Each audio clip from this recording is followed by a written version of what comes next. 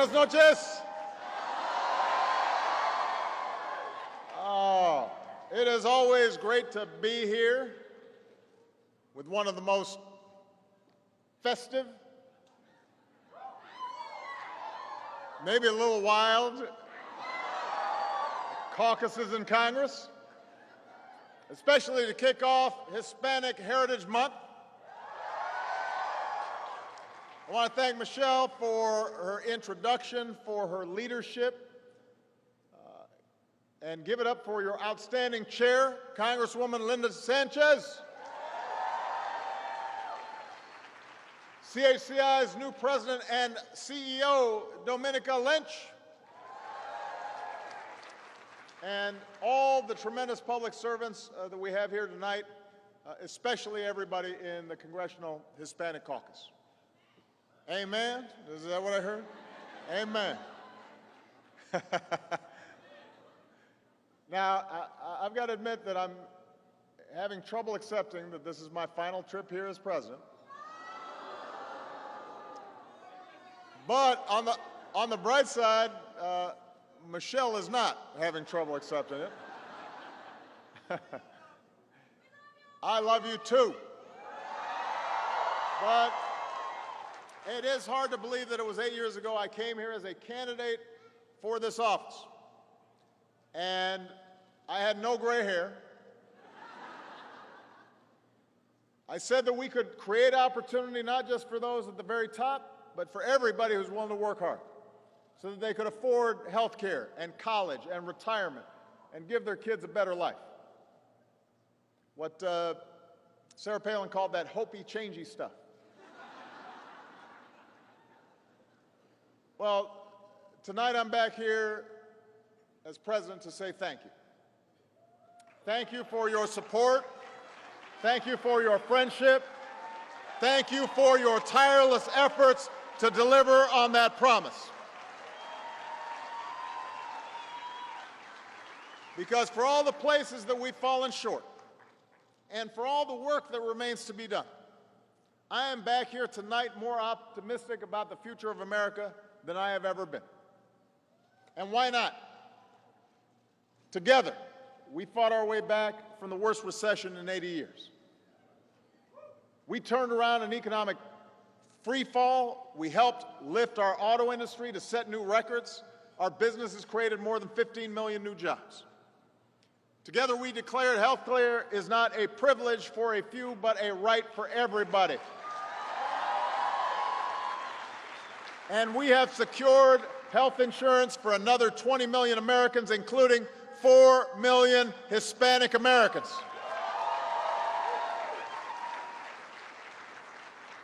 Our high school graduation rate is at an all-time high. More Hispanic students are graduating high school and college than ever before. We strengthen our relationship with Mexico and Central America and open up a new chapter with the people of Cuba. We brought nearly 200 nations together around a climate agreement that could save our planet. We affirmed that love has no limits and marriage equality is now the law of the land.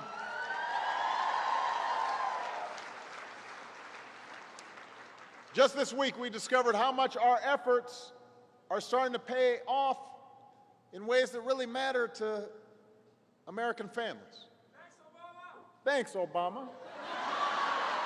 We learned that last year, across every race, across every age group in America, incomes rose and poverty fell. The typical household income grew by about $2,800, which is the single biggest one-year increase on record. We lifted 3.5 million people out of poverty, the largest one-year drop since 1968. The number of Americans without health insurance continues to fall, and in each of these areas, Latino Americans made some of the largest gains, the fastest income growth, the biggest drop in the poverty rate, the greatest gains in insurance coverage. That's why, all in all, Hispanic families are feeling more optimistic about their prospects today than they did 8 years ago.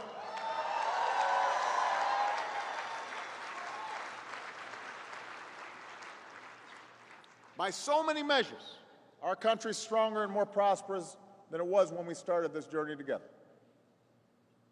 And we couldn't have done it without the Congressional Hispanic Caucus, who has been with me every step of the way.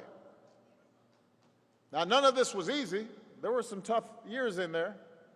You had fiscal showdowns and government shutdowns and pandemics and oil spills and pirates. Y'all remember the pirates? I mean, the only thing we haven't had to deal with is like the asteroid, you know, or the aliens. That's true, good point. Shouldn't have mentioned the aliens.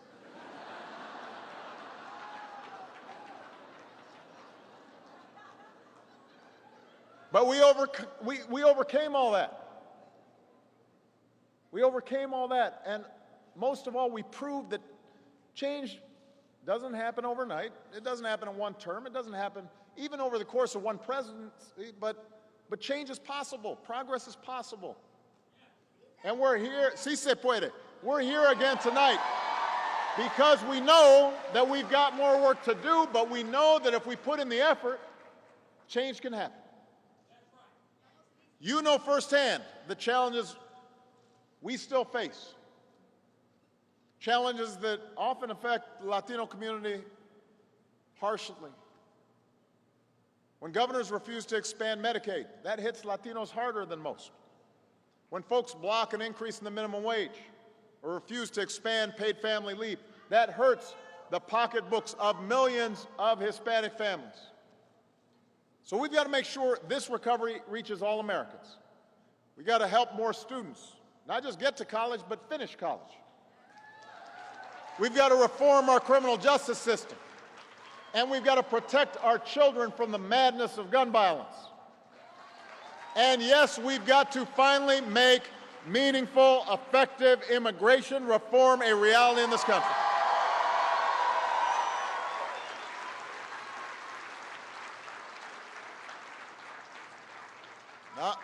Now, I'm proud of the executive actions I've taken to modernize our system. I'm proud of the work we've done to help show more than 740,000 dreamers that the country they grew up in, the country they love, believes that they are worthy of this country's blessings, just like your kids, just like my kids.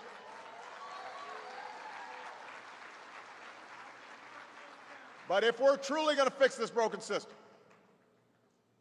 then we're going to have to push back against bluster and falsehoods and promises of higher walls. We need a comprehensive solution that works for our families and our businesses, that grows our economy, that enhances our culture. We need an approach that upholds our tradition as a nation of immigrants and a nation of laws. And it is possible to do that.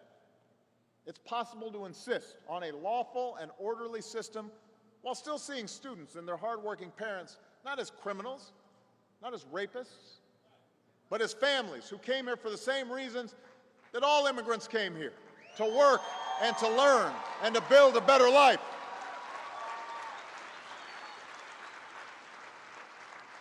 And look, throughout this political season, you know, the talk around these issues has cut deeper than in years past. It's a little more personal. It's a little meaner, a little uglier. And folks are betting that if they can drive us far enough apart, and if they can put down enough of us because of where we come from or what we look like or what religion we practice, then that may pay off at the polls. But I'm telling you, that's a bet they're going to lose. We've seen this kind of ugliness and anger and vitriol before.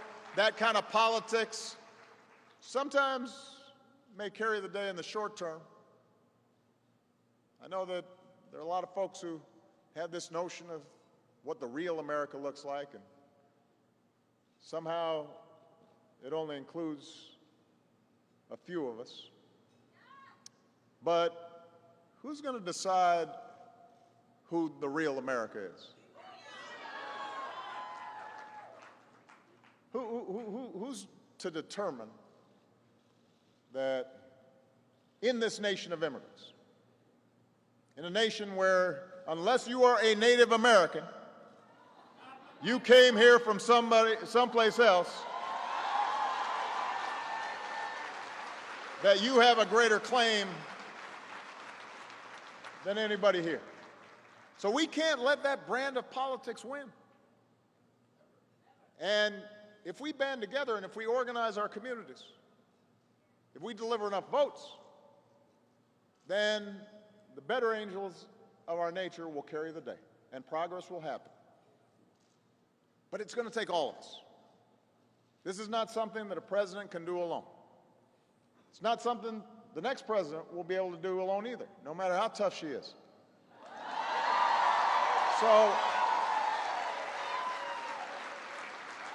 So we've got to work to get a Congress that's willing to act on immigration reform. That means we need more than just the people in this room tonight. We're going to need some fresh faces under the Capitol dome. It's going to take work on all of our parts. And I have faith. Because over these last 8 years, every time I've fallen short, every time I've faced doubts or been taught a tough lesson or experienced a loss, what got me through has been you. You've picked me up. CHC's picked me up. It's knowing that I've got allies like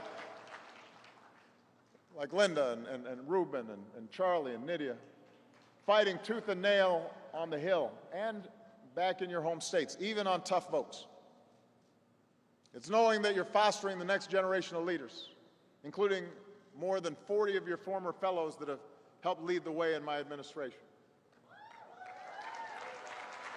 It's knowing you're giving folks like Diego Quinones a chance. Where's Diego?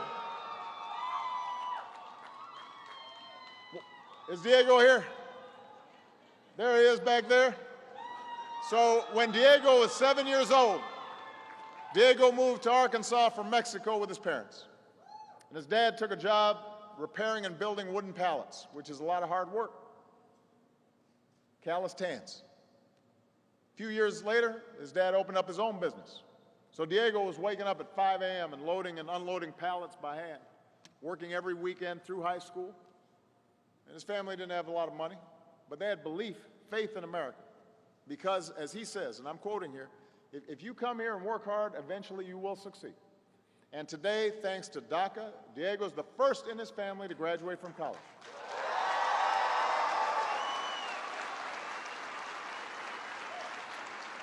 And now he's a fellow here at CHCI. And one day he hopes to go into government himself and make things better, not just for Latino kids like him, but for every single person in the United States. It's young people like that that keep me going. Folks who prove that immigrants aren't somehow changing the American character. Immigrants are the American character. That's who we are. It's the dreamers full of optimism. The moms and dads working long hours to give their kids a better shot. The entrepreneurs who came here to start a new business and put Americans to work. And the teachers and the nurses and the lawyers who wake up at the crack of dawn to get ahead. And the folks who clean up after us. And the folks who care for our grandparents. The folks who are so proud of this country that they carry a pocket constitution in their breast pocket. That's the America I know. That's the America I believe in more strongly than ever. So thank you for picking me up every step of the way. Thank you for making this country great. We've got more work to do, but we will keep on making progress and create a brighter future for everybody in this country we love. Si se puede. Thank you. Thank you, CHCI. God bless you. God bless the United States of America. Thank you.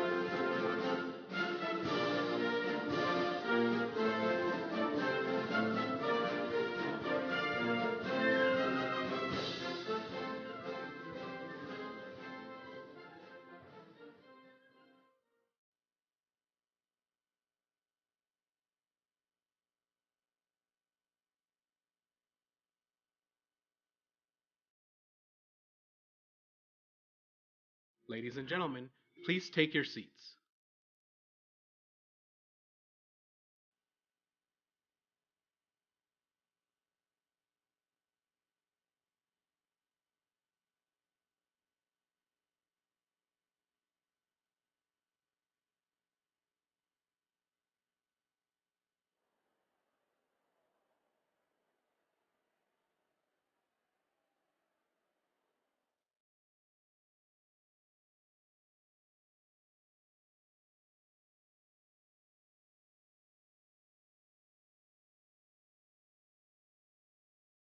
Ladies and gentlemen, please remain seated until the President has left the building.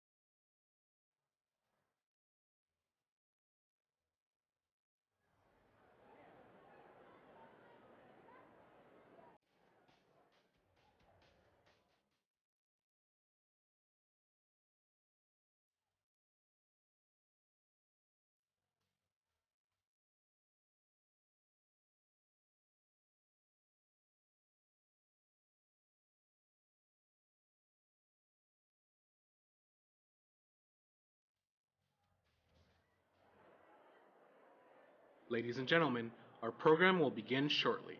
Please be seated.